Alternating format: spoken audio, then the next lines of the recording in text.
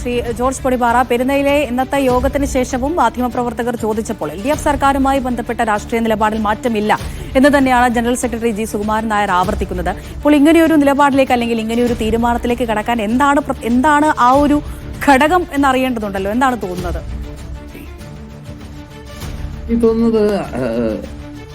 ഈ പറഞ്ഞ പോലെ ആഗോള അയ്യപ്പ സംഗമം എന്ന് പറയുന്നത് ശബരിമലയിൽ ഇതുവരെ ഇടത് സർക്കാർ തുടർന്നു വന്ന നിലപാടിൽ നിന്ന് തുലം വ്യത്യസ്തമായിട്ട് പുതിയൊരു നിലപാടെടുക്കുന്നു. അതായത് യുവതീ പ്രവേശന വിഷയം അടക്കമുള്ള കാര്യങ്ങളിൽ വിശ്വാസികൾക്കൊപ്പം നിൽക്കുന്നു, ഭക്തർക്കൊപ്പം നിൽക്കുന്നു. അന്നെടുത്ത നിലപാട് തെറ്റായിരുന്നു എന്ന് പരോക്ഷമായി പറയുന്നു. അപ്പോൾ ഒരു ഏറ്റുപറച്ചിലിന്റെ സ്വഭാവമുണ്ട്. അതുകൊണ്ട് അതിനു മുമ്പ് തന്നെ ചില ധാരണകളൊക്കെ NSS ആയിട്ട് ഉണ്ടായിട്ടുണ്ടാവും. ഇപ്പൊ തന്നെ നമ്മുടെ റിപ്പോർട്ടർ ചൂണ്ടിക്കാണിച്ചതുപോലെ, അതായത് മുഖ്യമന്ത്രിയുമായിട്ട് എന്താണ് ബന്ധം എന്ന് ചോദിക്കുമ്പോൾ വിളിക്കാറുണ്ട്, നല്ല ബന്ധമാണ്. UDF ആയിട്ട് എങ്ങനെയുണ്ട് ബന്ധം എന്ന് ചോദിക്കുമ്പോൾ മുമ്പൊക്കെ വിളിക്കാറുണ്ട്, ഇപ്പൊ അങ്ങനെ വിളിക്കാറില്ല, നല്ല ബന്ധമില്ല എന്ന് പറയുന്നതിൽ നിന്ന് തന്നെ എവിടെയോ എന്തൊക്കെയോ സംഭവിച്ചിട്ടുണ്ട്. ഇത്രയും കാലം തുടർന്ന് വന്ന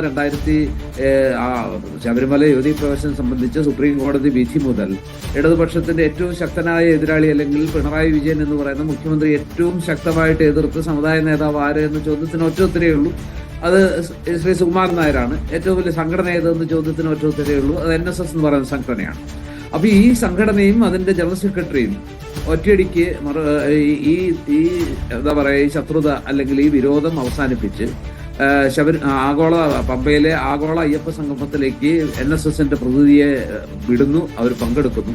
അതിനുശേഷം അതിനുശേഷം വരുന്ന ഇംഗ്ലീഷ് പത്രത്തിലെ അഭിമുഖത്തിൽ അദ്ദേഹം കൃത്യമായി പറയുന്നു, ഈ വിഷയത്തിൽ ഞങ്ങൾ സർക്കാരിനൊപ്പമാണ്, സർക്കാരിനെ ഞങ്ങൾ പിന്തുണയ്ക്കും, സർക്കാരിന്റെ നയമാണ് ശരി, UDF നയം തെറ്റാണ്, UDF ഒന്നും ചെയ്തിട്ടില്ല, BJPയും ഒന്നും ചെയ്തിട്ടില്ല എന്ന് പറയുമ്പോൾ ഈ സർക്കാർ ചെയ്യുന്നതാണ് ശരി എന്ന് പറയുന്നതിലൂടെ കൃത്യമായിട്ട് സംഘടനയുടെ നിലപാട് വ്യക്തമാക്കുകയാണ്.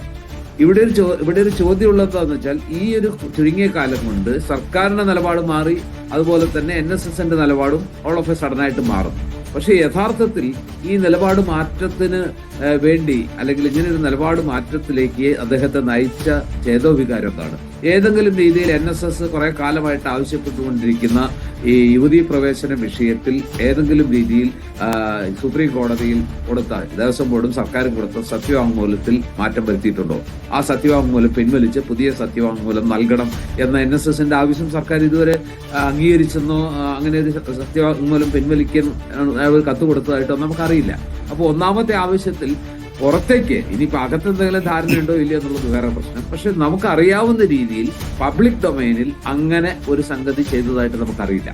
അങ്ങനെ ഒരു നീക്കം അല്ലെങ്കിൽ അങ്ങനെ ഒരു തീരുമാനം സർക്കാർ എടുത്തതായിട്ടോ ആ തീരുമാനം വേണ്ടപ്പെട്ട അല്ലെങ്കിൽ സുപ്രീം കോടതിയിൽ കൊടുത്തതായിട്ട് നമുക്കറിയില്ല. അപ്പൊ NSSന്റെ ഒന്നാമത്തെ ആവശ്യത്തിന് പൊതുസമൂഹത്തിന് മുമ്പിൽ തെളിവില്ല, അത് അംഗീകരിച്ചതായിട്ട്. രണ്ടാമത്തെ ആവശ്യം എന്താണ്?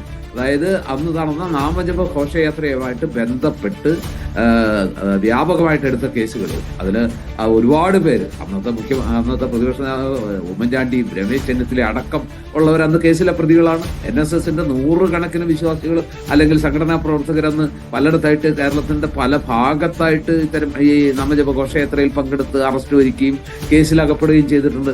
NSS എന്നും ആവശ്യപ്പെട്ടുകൊണ്ടിരിക്കുന്ന കാര്യമാണ് നാമജപ ഘോഷയാത്രയിൽ പങ്കെടുത്തവർക്കെതിരെയുള്ള അല്ലെങ്കിൽ അന്നത്തെ ശബരിമല പ്രക്ഷോഭത്തിൽ യുവതീ പ്രവേശന വിഷയത്തിലെ സർക്കാർ നിലപാടിൽ പ്രതിഷേധിച്ച് നടത്തിയ സമരങ്ങളിൽ പങ്കെടുത്തവർക്കെതിരെയുള്ള കേസുകൾ പിൻവലിക്കണമെന്ന് NSS പലവട്ടം ആവശ്യപ്പെട്ടു, നിരന്തരം ആവശ്യപ്പെട്ടു.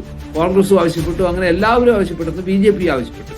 പക്ഷെ ആ കാര്യത്തിൽ ഇതുവരെ ആ കേസുകൾ പിൻവലിച്ചതായിട്ട് നമുക്കറിയില്ല. അങ്ങനെ ഒരു വാഗ്ദാനം സർക്കാർ ഇനി NSSന് കൊടുത്തിട്ടുണ്ടോ, ജനറൽ സെക്രട്ടറി ശ്രീ സുകുമാരൻ നായർക്ക് കൊടുത്തിട്ടുണ്ടോ എന്ന കാര്യത്തിൽ നമുക്കറിയില്ല.